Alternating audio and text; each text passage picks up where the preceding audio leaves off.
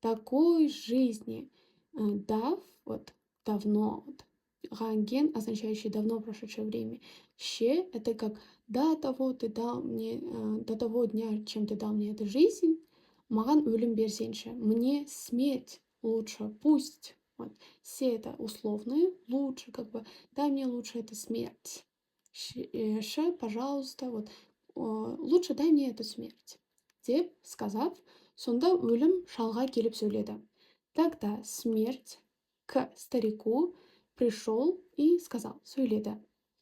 Не үшін мені шақырдың, шал? Для чего? Почему? Для что? Вот. Для что мы говорим? Не үшін. Меня позвал старик. Шақырдың, шақыру, позвать.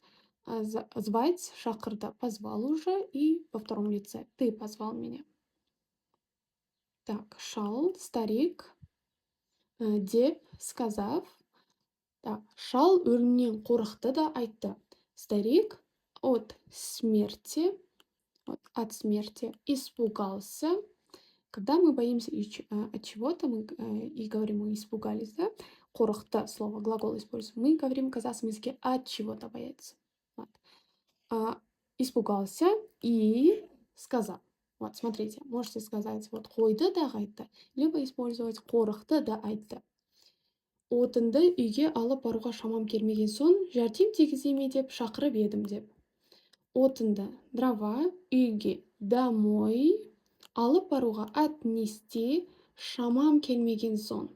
Смотрите, шамам келмеу, не хватив силы, а сон означает так как не хватило у меня силы, жәрдем тигіземе, принесет ли пользу, вот, принесет ли, тигіземе, принесет ли пользу, деп.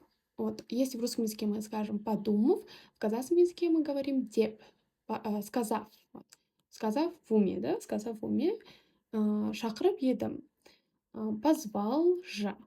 Вот это едем уже заканчивающее действие, я уже сделал это. Вот, позвал тебя уже. И сказал. Надеюсь, вам все понятно. Если что-то непонятно, напишите в комментарии. И подписывайтесь, ставьте лайки. Сау болыңдар!